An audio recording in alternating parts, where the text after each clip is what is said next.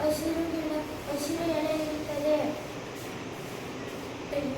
ಗುಣದಲ್ಲಿ ಯಾವ ಕಲರು ಬೀಳುವುದಿಲ್ಲ. ಗಿಡ ಇದು ರೆಡ್ ಆಗಿದೆ. ಕರ್ಬೇವಿನ ಸೊಪ್ಪು ಇದು ಅಡಿಗೆಗೆ ಬಳಸುತ್ತಾರೆ. ಇದನ್ನು ತಲೆ ಕೂದಲಿಗೆ ಹಚ್ಚಿದರೆ ಕಪ್ಪಾಗುತ್ತದೆ. ತುಂಬಾ ಸುವಾಸನೆಯಿಂದ ಕೂಡಿದೆ. ಎಲೆ ನೇರಳೆ ಮರವು ನಮಗೆ ತಿನ್ನಲು ನೇರಳೆಯನ್ನು ಕೊಡುತ್ತದೆ. ನಮಗೆ ತಿನ್ನಲು ರುಚಿಯಾಗಿರುತ್ತದೆ ಹಾಗೂ ಇದನ್ನು ಇದು ಅಡುಗೆಗೆ ಬಳಸ್ತಾರೆ.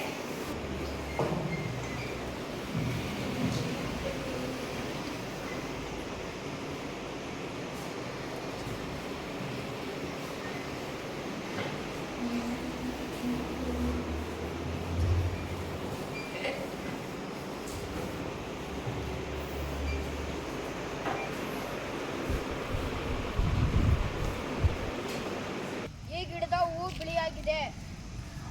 ಇದರ ಹಸಿರಾಗಿರುತ್ತದೆ. ಇದನ್ನು ನಾವು ದೇವರ ಫೋಟೋಗೆ ಹಾಕುತ್ತೇವೆ ಮತ್ತು ಮುಡಿದುಕೊಳ್ಳುತ್ತೇವೆ. ಇದು ಒಂದು ಜಾತಿಯ ಸೋಗಿಡವಾಗಿದೆ.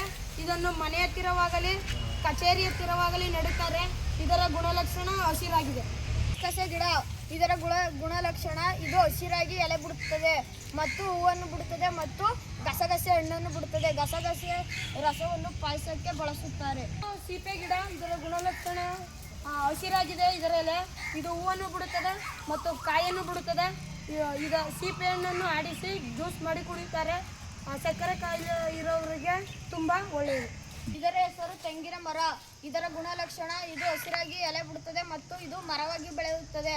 ಇದು ತೆಂಗಿನಕಾಯಿಯನ್ನು ಕೊಡುತ್ತದೆ ಮತ್ತು ಸೌದೆ ಮತ್ತು ಒಂಬಾಳೆ ಆಮೇಲೆ ಮನೆ ಕಟ್ತಾರರು ಮರ ಕುಯಿಸ್ಕೊತಾರೆ.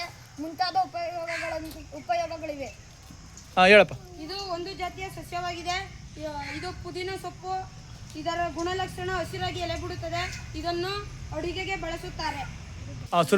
ಇದು ಒಂದು ಕರಿಬೇವಿನ ಸೊಪ್ಪು. ಇದು ನಮಗೆ ತುಂಬಾ ಉಪಯೋಗ. ಇದು ಕಣ್ಣಿಗೆ ಒಳ್ಳೆಯದು ಮತ್ತು ಆರೋಗ್ಯಕ್ಕೆ ಒಳ್ಳೆಯದು ಮತ್ತು ಕೂದಲಿಗೆ ಹಾಕಿದ್ರೆ ಕೂದಲು ಕಪ್ಪು ಬಣ್ಣವಾಗಿರುತ್ತದೆ ಮತ್ತು ಆಹಾರಕ್ಕೆ ಬಳಸುತ್ತಾರೆ. ಇದು ಆಯುರ್ವೇದಿಕ್ ಅಲ್ಲಿ ಒಂದು ಭಾಗವಾಗಿದೆ. ಒಂದು ಜಾತಿಯ ಸೋಗಿಡವಾಗಿದೆ. ಇದನ್ನು ನಮ್ಮ ಸ್ಕೂಲಿನಲ್ಲಿ ಕಾಂಪೌಂಡ್ ರೀತಿ ಬೆಳೆಸುತ್ತಾರೆ ಮತ್ತು ಕಚೇರಿಯಲ್ಲಿ ಸುತ್ತಲೂ ಕಾಂಪೌಂಡ್ ರೀತಿ ಬೆಳೆಸಿ ನೀಟಾಗಿ ನೋಡಿಕೊಳ್ಳುತ್ತಾರೆ. ಗಿಡ ಇದು ತುಳಸಿ ಗಿಡ. ಇದು ಬಹಳ ಉಪಯೋಗ.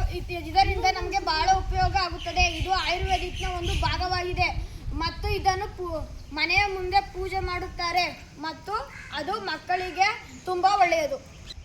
ಇದು ಬೇವಿನ ಸೊಪ್ಪು. ಇದು ಅಮ್ಮ ಆದ್ರೆ ಮಾರಮ್ಮನ ದೇವಸ್ಥಾನಕ್ಕೆ ಹೋಗಿ ಪೂಜೆ ಮಾಡ್ಕೊಬರ್ತಾರೆ. ಆಮೇಲೆ ಅಲರ್ಜಿ ಆದ್ರೆ ಇದು ಹಾಕ್ತಾರೆ. ಆಮೇಲೆ ಇದು ಆಯುರ್ವೇದಿಕ್ನ ಒಂದು ಭಾಗವಾಗಿದೆ. ಆಮೇಲೆ ಇದರ ಹೆಸರು ಬೇವಿನ ಗಿಡ. ಇದು ನಮಗೆ ಇದರಿಂದ ನಮಗೆ ಬಹಳ ಉಪಯೋಗ ಆಗುತ್ತದೆ. ಅಮ್ಮ ಆದ್ರೆ ಇದು ಮಾರಮ್ಮನ ದೇವಸ್ಥಾನಕ್ಕೆ ಹೋಗಿ ಪೂಜೆ ಮಾಡ್ಕೊಬರ್ತಾರೆ. ಆಮೇಲೆ ಅಲರ್ಜಿ ಆದ್ರೆ ಹಾಕ್ತಾರೆ. ಇದು ಆಯುರ್ವೇದಿಕ್ ತಂತ್ರದಲ್ಲಿ ಒಂದು ಭಾಗವಾಗಿದೆ.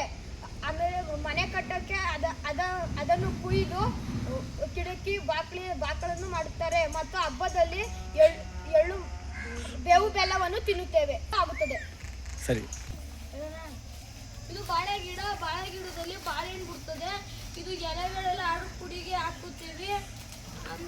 ಆಮೇಲೆ ಮದುವೆಯಲ್ಲೂ ಮದುವೆಯಲ್ಲಿ ಬಾಳೆಹಣ್ಣು ಬಿಡ್ತದೆ. ಆಮೇಲೆ ಬಾಳೆಕಾಯಿ ಬಜ್ಜಿ ಮಾಡ್ತಾರೆ. ಆಮೇಲೆ ಸಾಮಾನುಗಳಿಗೆಲ್ಲ ಉಪಯೋಗ ಆಗುತ್ತದೆ. ತೋರಣ ಆಗುತ್ತದೆ. ಆಡುಗಳಿಗೆ ಸೊಪ್ಪು ಮೇವು ಆಗುತ್ತದೆ. ಮಾನವನಿಗೆ ಇದು ಒಳ್ಳೆಯದು. ಇದು ವಂಗೆಯ ಗಿಡ. ಇದರ ಗುಣಲಕ್ಷಣ ಇದು ಹಸಿರಾಗಿ ಎಲೆ ಬಿಡುತ್ತದೆ ಮತ್ತು ಮರವಾಗಿ ಬೆಳೆಯುತ್ತದೆ. ಇದು ಮರದ ಕೆಳಗೆ ಕುಳಿತುಕೊಂಡರೆ ತಂಪಾಗಿರುತ್ತದೆ ಮತ್ತು ಮನೆಯ ಹಬ್ಬಗಳಲ್ಲಿ ಮತ್ತು ಸಮಾರಂಭ ಹಬ್ಬಗಳಲ್ಲಿ ಇದನ್ನು ಚಪ್ಪರವಾಗಿ ಬಳಸುತ್ತಾರೆ. ಇದು ಬಹಳ ಮತ್ತು ಇದರ ಸೊಪ್ಪನ್ನು ಆಡು, ಕುರಿ, ದನ, ಹಸುಗಳಿಗೆ ಆಹಾರವಾಗಿ ಬಳಸುತ್ತಾರೆ. ಮತ್ತು ಅದರ ಬೀಜವನ್ನು ಎಣ್ಣೆ ಅದರ ಬೀಜದಲ್ಲಿ ಎಣ್ಣೆಯನ್ನು ಮಾಡುತ್ತಾರೆ ಮತ್ತು ಸೋಪನ್ನು ಮಾಡುತ್ತಾರೆ. ಮಾನವನಿಗೆ ಇದು ತುಂಬಾ ಒಳ್ಳೆಯದು. ಇದು ಅಡಕೆಯ ಗಿಡ. ಇದರ ಗುಣಲಕ್ಷಣ ಇದು ಹಸಿರಾಗಿ ಎಲೆ ಬಿಡುತ್ತದೆ ಮತ್ತು ಮರವಾಗಿ ಬೆಳೆಯುತ್ತದೆ.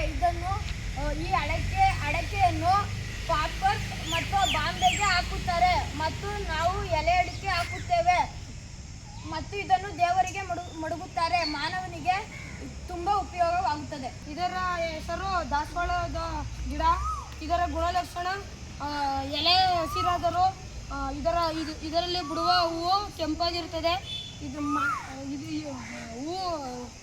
ಹೂವುಗಳನ್ನು ದೇವರ ಫೋಟೋಗಳಿಗೆ ಮುಡಿಸುತ್ತಾರೆ.